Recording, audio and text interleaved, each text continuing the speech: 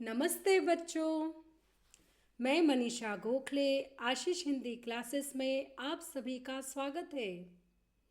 आज हम पढ़ने जा रहे हैं आपकी पाठ्यपुस्तक स्पर्श भाग 1 से पाठ 10 की पहली कविता नए इलाके में।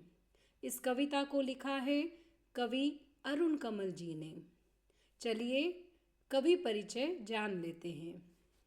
अरुण कमल जी का जन्म 15 फरवरी सन 1954 में बिहार के रोहतास जिले के नासरीगंज में हुआ। आप पटना विश्वविद्यालय में प्राध्यापक के पद पर कार्यरत रहे। अपनी केवल धार, सबूत, नए इलाके में, पुतली में संसार और कविता और समय आपकी प्रमुख रचनाएं हैं। आपकी कविता में जीवन के विविध क्षेत्रों का वर्णन दिखाई देता है। आपकी कविताओं में बोलचाल की भाषा, नए बिंब, खड़ी बोली के अनेक लय छंदों का समावेश है।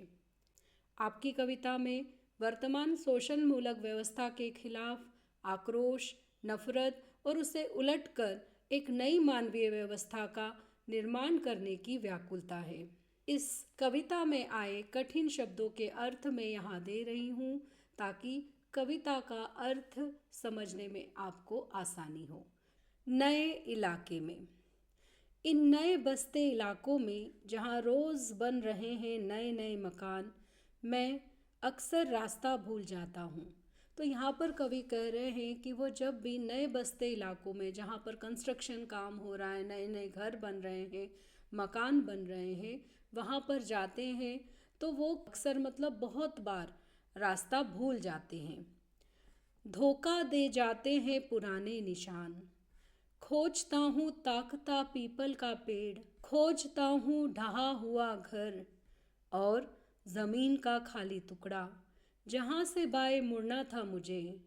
फिर 2 मकान बाद बिना रंग वाले लोहे के फाटक का घर था एक मंजिला। यहाँ पर कवि कह रहा है कि जहाँ पर वो पहले गया था वहाँ पर जाने के रास्ते के बारे में उसने बहुत सारे निशान याद करके रखे थे या लैंडमार्क याद करके रखे थे, और अब फिर से वह उस जगह पर जा रहा है तो रास्ते में वो जब इन निशानों को ढूंढ रहा है तो उनमें से कोई भी निशान उसे दिखाई नहीं दे रहा है। जैसे कि वह पीपल के पेड़ को ढूंढ रहा है लेकिन अब वहाँ पर पीपल का पेड़ नहीं है बल्कि एक मकान है, या फिर वह एक गिरा हुआ घर ढूंढ रहा है जो टूटा फूटा था लेकिन अब वहाँ पर एक नई बिल्डिंग बन गई है, या फिर वह एक प्लॉट या ज़मीन का खाली टुकड़ा देख रहा है लेकिन वहाँ पर तो कई मंजिला इमारत बन गई है। जहाँ से उस प्लॉट के बाद से उसने सोचा था कि उसे लेफ़्ट साइड मुड़ना है, बाईं तरफ मुड़ना है, और फिर 2 मकान के बाद में एक घर आएगा जो कि बिना रंग वाले लोहे के फाटक का है और केवल 1 स्टोरी या 1 मंजिला घर है।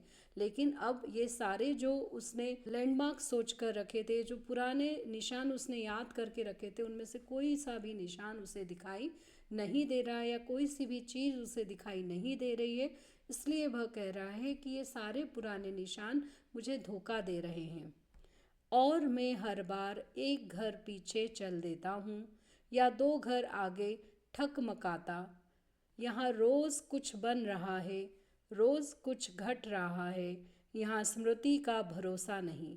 तो राइटर कह रहा है इस कारण वो कंफ्यूज हो जाता है, उसे समझ में नहीं आता है कि वो घर जहाँ वो पहले गया था वो कहाँ पर है।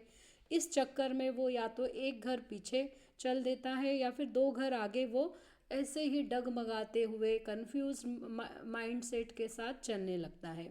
तो राइटर कह रहा है कि ऐसी जगहों पर जहाँ पर कि बस्तियाँ बन रही हैं, जहाँ पर नए नए घर बन रहे हैं, कंस्ट्रक्शन काम चल रहा है, वहाँ पर रोज़ ही कुछ ना कुछ बन रहा है, कुछ नया बन रहा है, और साथ ही साथ जो पुरानी चीज़ें जैसे पुराने पेड़ हुए, पुराने घर हुए, वो सब नस्त नाबूद कर दिए जा रहे हैं, पेड़ों को काट दिया जा रहा है, पुराने घरों को ढहाकर नए घर बनाए जा रहे हैं। तो इसलिए कुछ घट भी रहा है, पुरानी चीज़ें हटाई जा रही हैं, नई चीज़ें आ रही हैं। इसलिए ऐसी कंडीशन में जहाँ रोज़ ही नई नई प्रगति हो रही है, नया नया कंस्ट्रक्शन हो रहा है, स्मृति या याददाश्त के भरोसे नहीं रहा जा सकता या पुराने निशानों के भरोसे कभी ऐसी जगहों पर नहीं घूम सकता है। एक ही दिन में पुरानी पड़ जाती है दुनिया, जैसे वसंत का गया पतझड़ को लौटा हूँ। जैसे बैसाख का गया भादों को लौटा हूँ। अब यही है उपाय कि हर दरवाज़ा खटखटाओ और पूछो क्या यही है वो घर। तो कवि यहाँ पर कह रहा है कि एक ही दिन में ये जो दुनिया है वो ऐसा लग रहा है जैसे पुरानी पड़ गई है और कुछ नया हो गया है। जो जो निशान उसने याद रखे थे वो सब पुराने हो गए, वो तो दिखाई ही नहीं दे रहे। एक ही दिन में जब वो दूसरे दिन वापस लौटता है तो उसे लगता है कि जैसे कि वो वसंत ऋतु में वापस गया था और अब वापस वो आया है पतझड़ ऋतु में। या फिर उसे लगता है कि वो वैसाख के महीने में गया था और भादों में लौट रहा है। मतलब इतने महीनों का जो अंतर है वो उसे एक ही दिन में दिखाई देने लगता है। इतनी ज़्यादा प्रगति, इतना ज़्यादा कंस्ट्रक्शन काम वहाँ पर दिखाई देता है। पूरी दुनिया ही बदल जाती है, बड़े बड़ी बिल्डिंगें बन जाती है, बड़े बड़े रास्ते बन जाते हैं और ऐसे में उस जगह को या उस पते को ढूंढना बहुत मुश्किल हो जाता है। उस घर को फिर से ढूंढना बहुत मुश्किल हो जाता है। जो जो उसने निशान या लैंडमार्क याद रखे थे वो सब धोखा दे जाते हैं और अब कवि के पास केवल यही उपाय रह जाता है कि वह हर घर का दरवाज़ा खटखटाए और पूछे क्या यही वह घर है, क्या इस घर में वे पर्टिकुलर पर्सन जिनसे वो मिलने जा रहा है क्या यह उनका घर है या यहाँ वह रहते हैं। समय बहुत कम है तुम्हारे पास, आ चला पानी, ढहा आ रहा आकाश, शायद पुकार ले कोई पहचाना ऊपर से देखकर।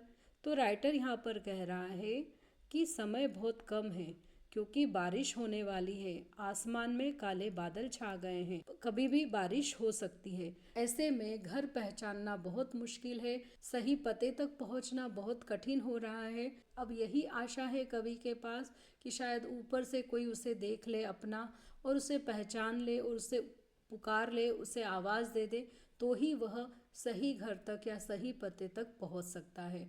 क्योंकि इस बदलती हुई दुनिया में सब कुछ बदल रहा है, कुछ भी पहचान का नहीं रहा है। अगले वीडियो में इस पाठ की अगली कविता लेकर फिर से हाजिर होंगी।